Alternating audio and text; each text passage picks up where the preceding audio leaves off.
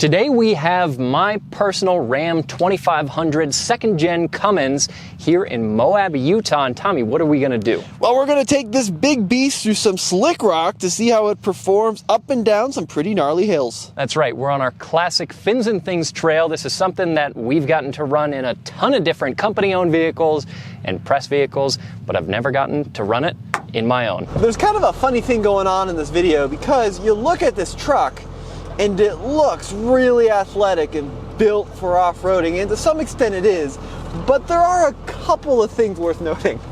Well, for one, it's extremely heavy. Maybe not by modern standards. This truck, I've weighed it, and it's around 6,200, 6,300 pounds, which, yeah, by modern standards, not that much, but so much of that weight is right over the nose because the Cummins that's under the hood, this 5.9, 12-valve, straight 6BT Cummins turbo diesel, weighs around 1,100, 1,200 pounds, and that's a lot of weight on the front axle. Yeah, and you really start to feel that weight when you drag it over some of these rocks. Yeah. But there are some huge advantages to that monster diesel engine. Yeah, it gives you a lot of low-end grunt, which is nice. The other things that this truck has going for it, solid axles, so we get a little bit of articulation.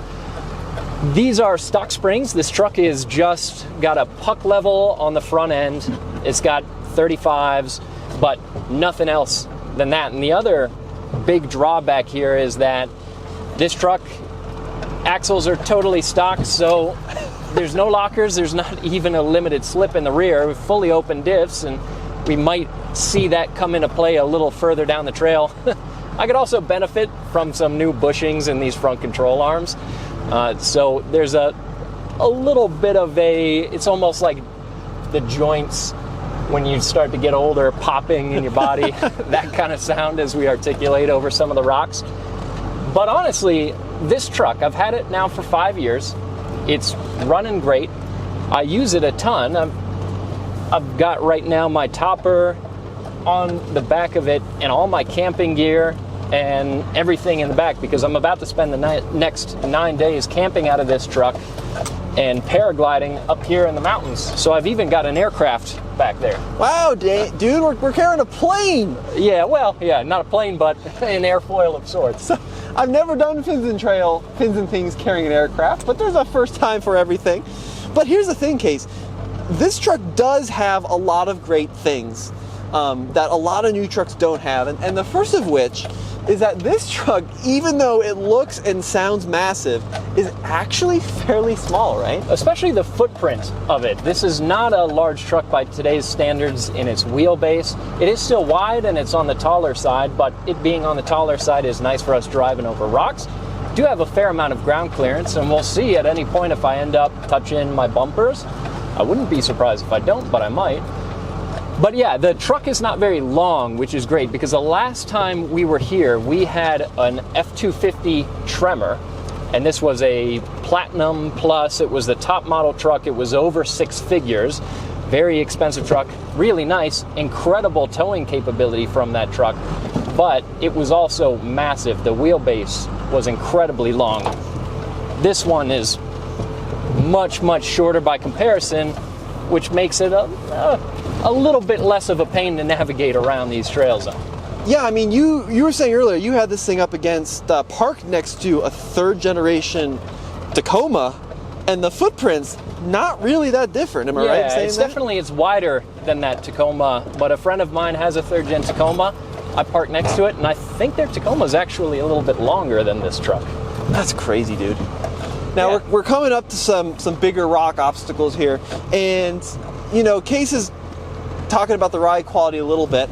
It's, jeez Louise. The other interesting thing is that the sight lines are not perfect. It's still better than what we see in a lot of modern HDs, but I went down that a little wrong, but we're all right. Picking up a wheel a couple feet in the air there. Yeah, the sight lines aren't great. The ride quality, though, is better. I can't believe I'm saying this. It's better than I expected. Because this is a truck built, let's be honest, primarily for work. Oh, yeah, right? This is generally, these are towing rigs for sure. There's no doubt about that. Yeah. This was not necessarily designed with Moab in mind, But they are very versatile vehicles, and they're ones that you can use for a lot. So I use this truck to camp out of the bed. I use it to haul things in the bed. I use it to pull trailers. And this is really one of the first times I've gotten it out on a trail, so I'm interested in seeing how it will do. But I think It's doing pretty good. that it'll do okay. And the reason that we're out here, and maybe the reason that Tommy says the ride quality is surprisingly good, is because we were just in a 1945 Willis MB, an old 1945 Jeep on this trail. And by comparison, this is smooth.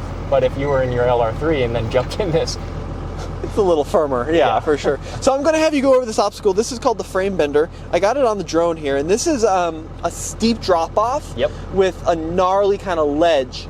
And we really spent a lot of time smashing bumpers and frames on this obstacle. Absolutely. And Tommy, I don't mind at all if I touch my bumper on this. I say you want to guide me on a more aggressive line? Yeah, I'll help you out. Cool. We'll make sure that we get the most possible YouTube action. My short wheelbase here should benefit me a little bit.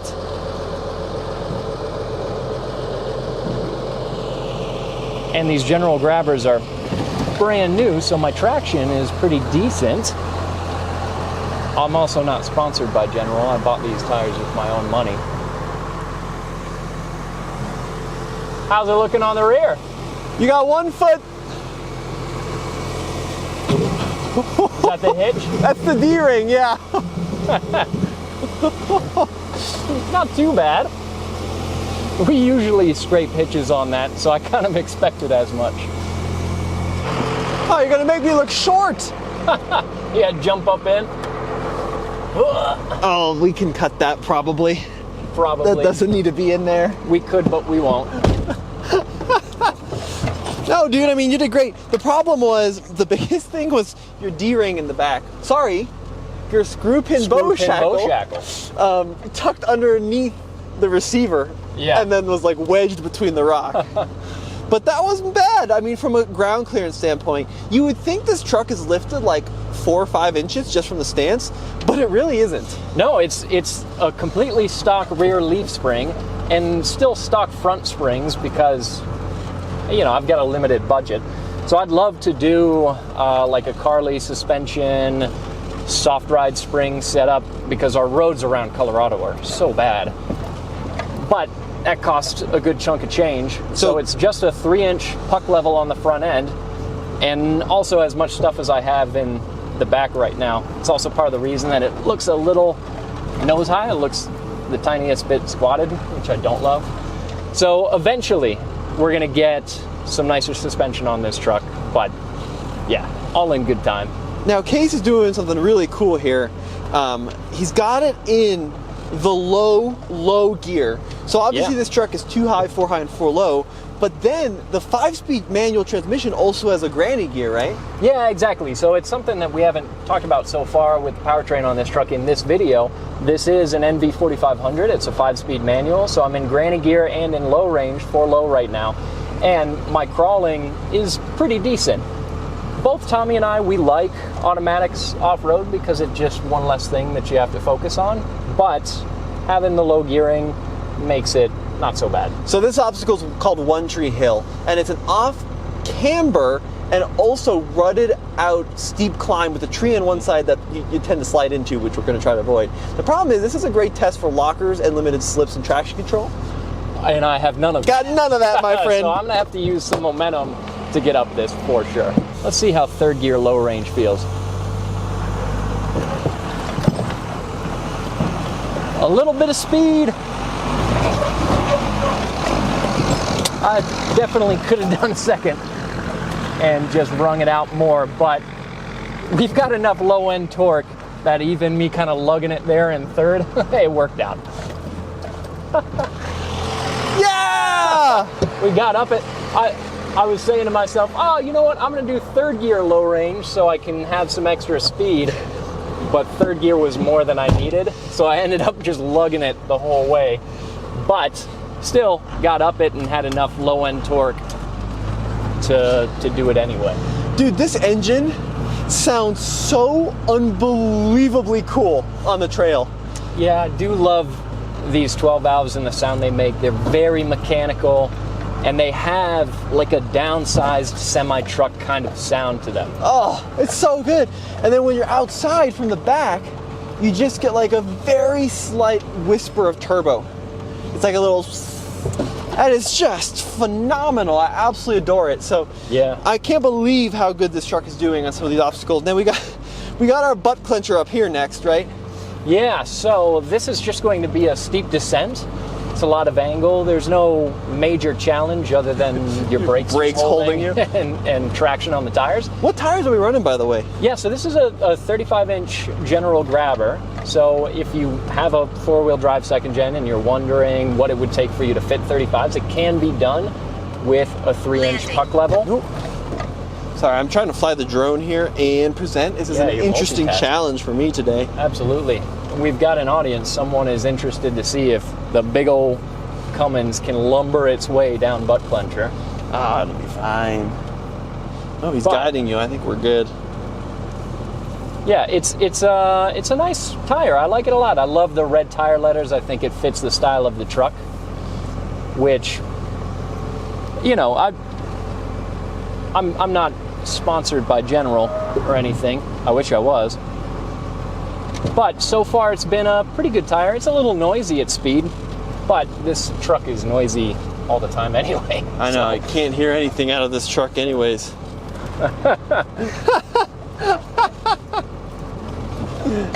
appreciate it. I know you guys. Hey, how's it going?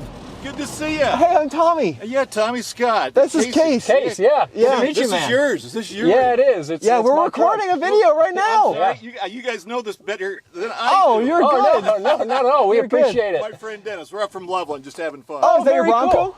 That's his Bronco. I like that Tundra. That thing's awesome. Yeah, you Yeah. guys having a fun day today? Loving it. Nice. That's Very awesome. cool. Couldn't ask for better. Couldn't ask for better. Watch you guys all the time. Oh, thank Oh, you, we sir. appreciate I really it. appreciate that. Oh, we met some people that watch us in, Absolutely, from Colorado. in a Bronco and in a Tundra. Very cool. Really nice guys. Yeah, and it's the fun thing getting out on the trail is you just have great interactions with people, which is something that I'm looking forward to with the Land Rover that I've built out, and that's going to be more so the trail rig. This is kind of more of a workhorse, but the fact that it can still come out here and do some of these things and hold its own is cool, because again, the versatility is nice. Yeah, dude, I gotta say, I was actually really expecting this to be much worse. Like, I thought there'd be a lot of tire spinning and a lot of me slamming my brain into the headliner.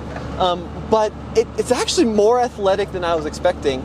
And combine that with this unbelievable torque and sound of the diesel, it's Yeah. a really, really cool experience. Yeah, and it's part of the reason that these trucks definitely have a cult following, for better or for worse, and definitely prices on these trucks can get a little out of control. I got lucky and I bought this truck in 2020 when everything was kind of uncertain and the car market had really shot down. So I got this truck for $8,000. Aircraft will return to the home. Oh, in 10 geez, seconds. you're good. The drone is losing it. 10 grand, So I got this truck for $8,000. 8 grand. And I've poured more than that into it, into fixing it up, because I repainted the truck. I went through and made some powertrain modifications because this originally had 175 horsepower. So, yeah, I'm over 20 into the truck total, and there's still plenty of things that I'd like to do to it and that it could benefit from. But over the last 5 years, it's just been such a good, solid workhorse, and I love it. I would have a hard time ever selling this machine. What do you think, if someone wanted to buy this, what would this cost to buy in this kind of shape?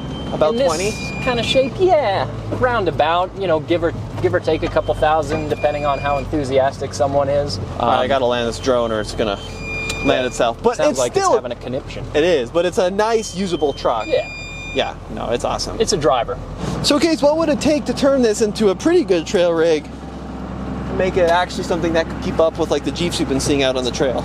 Yeah, well, there's definitely some pretty cool suspension kits that you can get for these trucks, ones that even go as far as to have limiting straps. You can do the Big King shocks if you're planning to do some more high-speed off-roading. And look, it sounds ridiculous, right? This doing high-speed off-roading, or this needing limiting straps or huge king shocks. But if you look around, you can find some videos of people doing some pretty impressive things with even these big dogs. And companies like, again, not sponsored at all, but CJC Off-Road, they've got a bunch of suspension kits, including some really trick Carly suspension kits with crazy shocks that would be my goal eventually to do.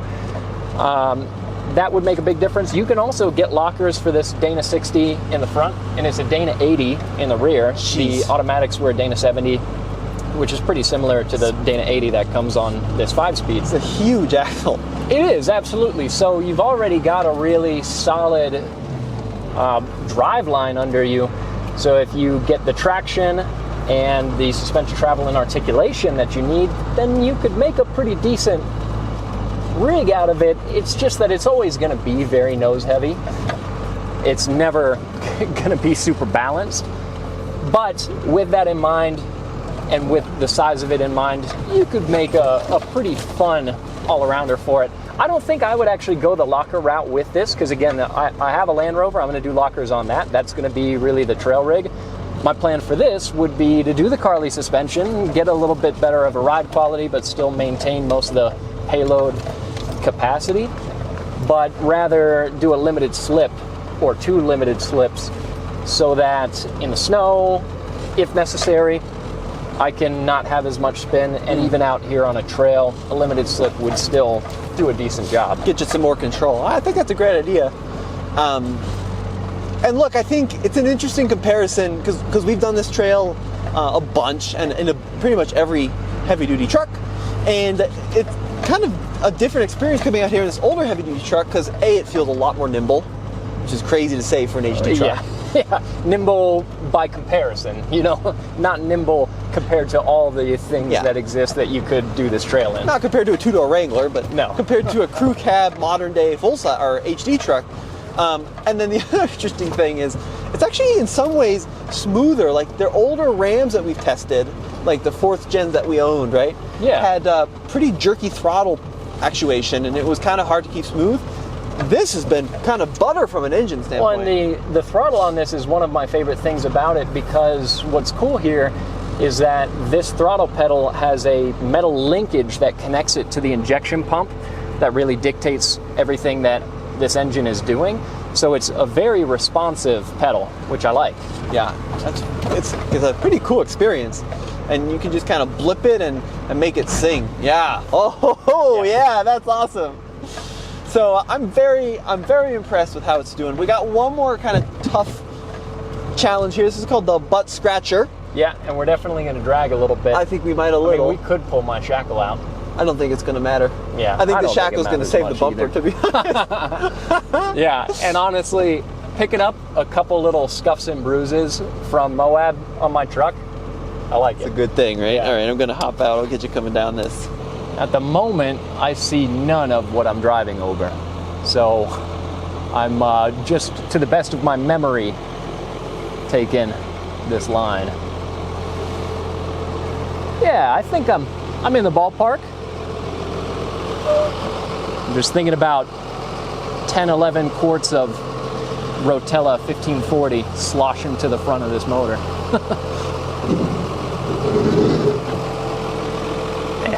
Who cares? Now, I've driven so many miles in this truck. Oh boy! Driven so many miles in this truck, and this is an experience that I've never had with it, which makes it fun. You're looking good!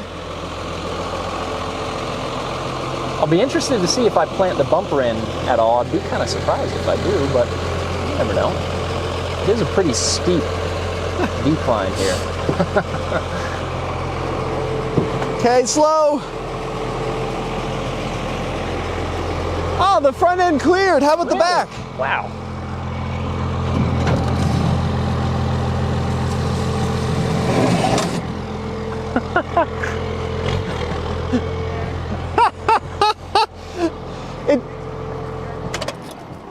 It in fact did scratch, Case. Not bad. Not bad. Let's see, damage report. Oh, look at that. See, that's perfect. That's the perfect amount where I can say, see that? That was Moab. That's the right amount of damage. Absolutely. So yeah, not too bad here in the truck. Once again, this is not really a trail rig, especially in its current form, but still fun to get out here in Moab on some really cool trails and just get to have a good day out. And folks, if you want to see more, head over to TFL Classics. Yeah, especially because very soon we're going to have a video with that 1945 Army Jeep coming up on the same trail and a couple other trails. And that's a really cool video that you don't want to miss. We'll see you next time.